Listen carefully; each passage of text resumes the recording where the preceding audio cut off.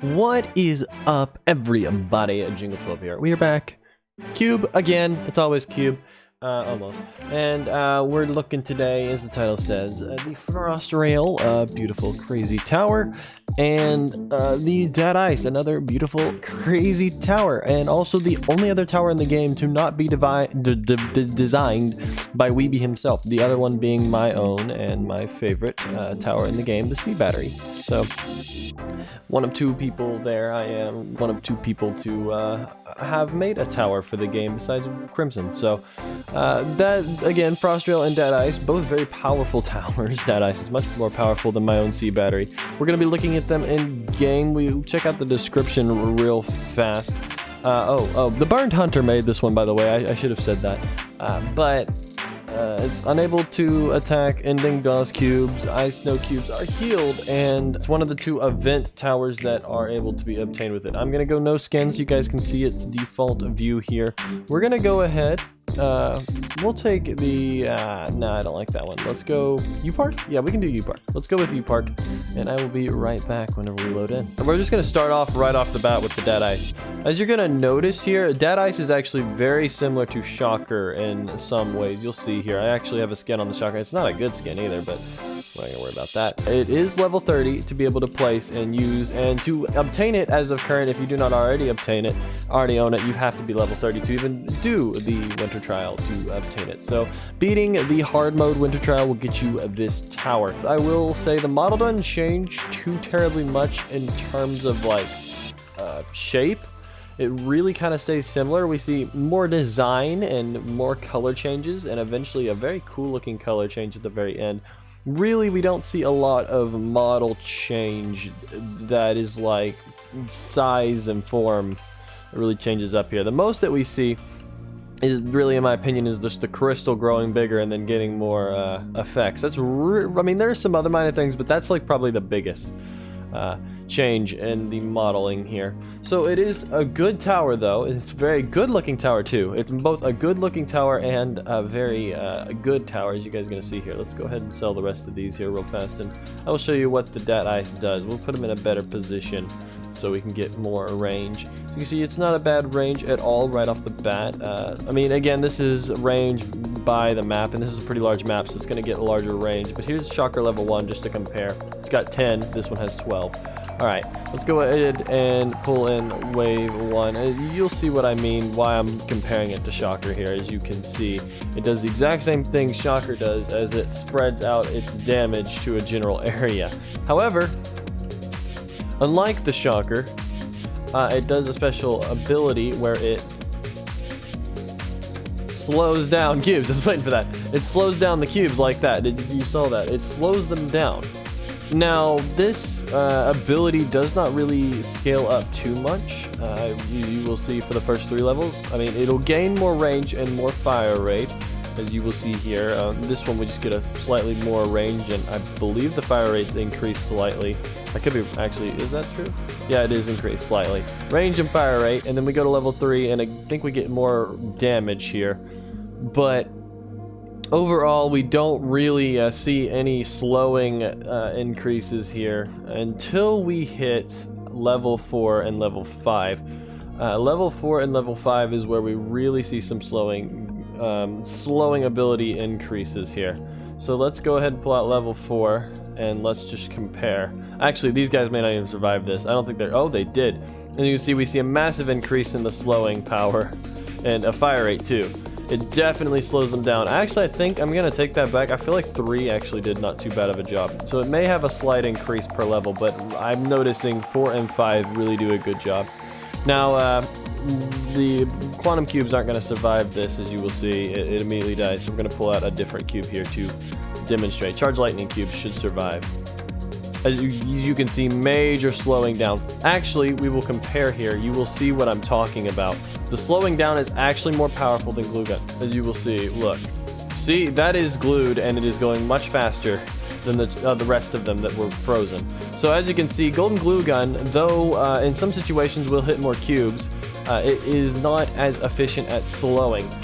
The biggest disadvantage of the frost rail, not the frost rail, dead ice, is the fact that it will have cubes that get through, as you will see here. I'll go ahead and sell this just to demonstrate. You're gonna see that some cubes are gonna get through one way or another. As you can see, just a few of them just got through right there. So some of them are gonna make it past. It's just bound to happen. Not all of them, but a small amount may, especially if they're fast like these guys are. However, do note you can place more than one of these. You can place up to 10. So that means you're going to have many more chances to get them. However, note that it is an expensive upgrade. And if you do not have money, I would definitely suggest using Golden Glue Gun. It is more reliable at lower waves. So definitely use Golden Glue Gun early game at least, as this is very expensive. Unless you don't have Golden Glue Gun, then I would suggest Dead Ice. Dead Ice is really good at slowing down your cubes whenever they are being too much of a problem for you. So we can go ahead here. I'm gonna go ahead and defab this just so we have a little more room. What happens when we have a max campfire and we upgrade this to max? What is its range? Let's see. I do believe, yeah, look at that. That is some range right there, guys. That's gonna, look at how many cubes that can hit in a single run. That, ooh, wow. Just for comparison, let's look at the shocker real fast at max. The shocker does pretty well too, actually, I'm not gonna lie. However, the shocker damage is 22. The permafrost damage is 50. Now, it's got a slightly faster fire rate, but this is actually going to be doing more damage than a seismic shock will. However, it's a lot more expensive, so that's a major disadvantage. So, yeah, that's the Dead Ice. It's, again, very good at slowing down just practically any cube that you need to deal with. I don't think it can see Shadow Sight, though. Oh, it did. Okay, never mind. It can see Shadow. No, it doesn't have Shadow. Never mind. As you can see, it is... I gave it Shadow Sight there. It is slowing those guys down substantially. But as you can see, they did get through. That's, again, just a disadvantage of this tower. Its fire rate is slower. But it can hit a lot more stuff. Alright, so I've shown you guys the Dead Ice. Let's move on to the next tower. This is the Frosty Boy here. The Frost Rail. The Frost Rail is also a pretty good tower here. I'm going to go ahead and get our levels up and show you guys exactly what they look like. Because honestly, this is one of my favorite tower models, if I must be completely honest. This is probably comes... I don't know if it's my favorite, but it's without a doubt in my top 3 favorite tower models in the game. It really just is quite good. This is the Frost Rail, as you can see here. Quite a smaller tower, actually, than you may expect. I didn't bring railgun with me, but I mean, it actually you will see here. I can actually place stuff pretty darn close to this tower, like. I mean, well, I take that back. It seems I can't. Oh, there we go. So that's kind of like what I'm talking about. See, we can put stuff really close to it. Even though those little lines there, you can actually place things pretty close. So, again, even though that this guy looks bigger than this, he actually isn't that big. So, really, these guys are a lot smaller than you would think originally. These towers are pretty cool. They're like a railgun. They're like a railgun in how they fire. They're just gonna target a cube and they're gonna hit it, and then they'll wait their fire rate, which is pretty slow, and then they'll fire again. Now, the difference here between the railgun and these guys is, 1, they have a slightly less server limit. They have 8. 2, their damage is insane.